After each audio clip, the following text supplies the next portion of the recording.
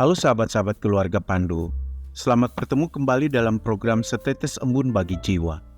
Renungan kita hari ini diambil dari Keluaran 2 ayat 1-9a, berdasarkan terjemahan Lembaga Alkitab Indonesia, versi terjemahan baru edisi kedua. Namun sebelum mendengarkan renungan ini, mari kita berdoa. Mampukanlah kami ya Tuhan untuk memahami firman-Mu, dan biarlah Roh Kudus memberdayakan kami untuk melakukan firman-Mu. Amin. Keluaran 2 ayat 1-9a. Seorang laki-laki dari keluarga Lewi memperistri seorang perempuan Lewi. Lalu perempuan itu mengandung dan melahirkan seorang bayi laki-laki. Ketika ia melihat betapa eloknya bayi itu, disembunyikannya 3 bulan lamanya. Tetapi ketika ia tidak dapat menyembunyikannya lebih lama lagi, ia mengambil sebuah peti pandan dan merekatkannya dengan gala-gala, lalu meletakkan bayi itu di dalamnya dan menaruh peti itu di tengah-tengah gelaga di tepi sungai Nil. Kakaknya berdiri di tempat yang agak jauh untuk melihat apa yang akan terjadi dengan dia. Lalu datanglah putri Firaun untuk mandi di sungai Nil, sementara dayang-dayangnya berjalan di tepi sungai itu. Ia melihat peti yang di tengah-tengah gelaga itu dan menyuruh hambanya perempuan untuk mengambilnya. Ketika ia membukanya dan melihat bayi itu, tampaklah bayi laki-laki yang sedang menangis. Ia merasa kasihan kepadanya dan berkata, "Tentulah ia salah satu bayi orang Ibrani."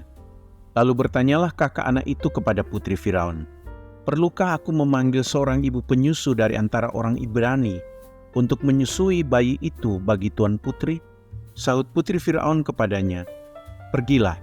Lalu gadis itu pergi memanggil ibu bayi itu.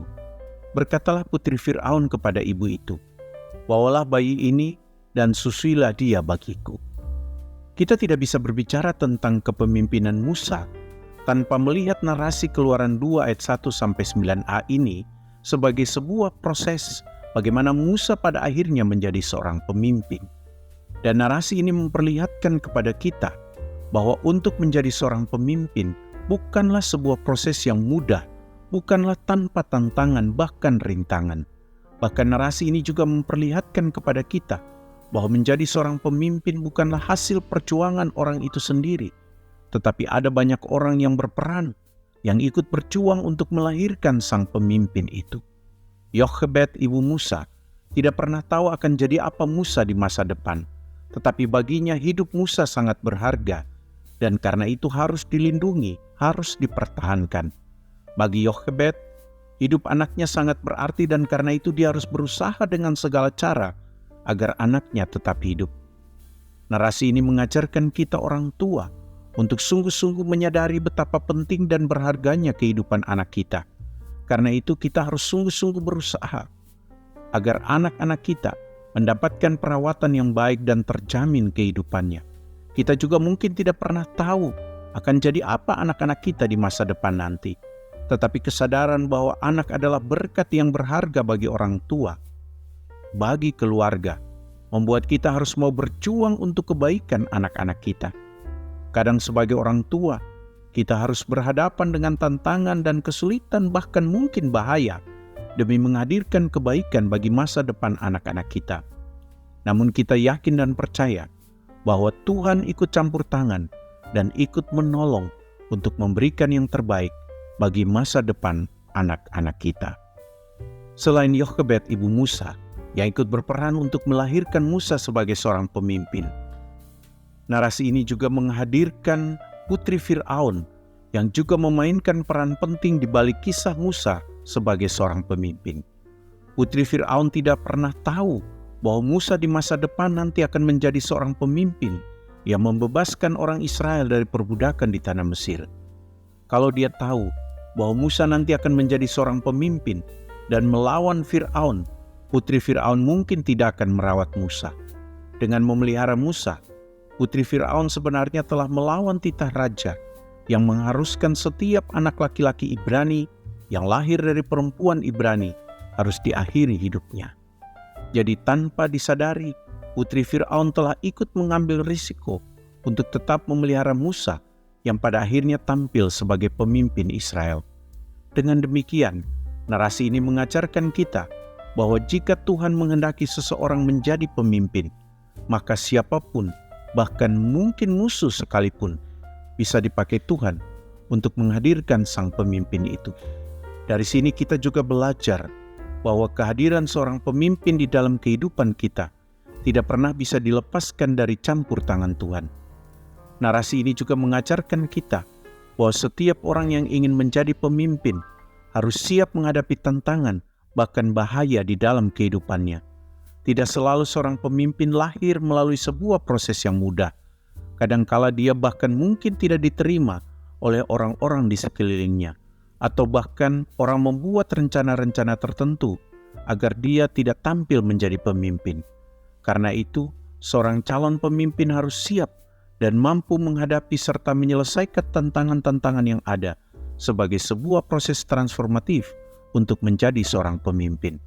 Seorang calon pemimpin harus bisa berpikir positif dan melihat setiap tantangan yang ada bukan sebagai penghalang, tetapi justru sebagai pendorong untuk mempersiapkan dan membawanya ke tampuk kepemimpinan.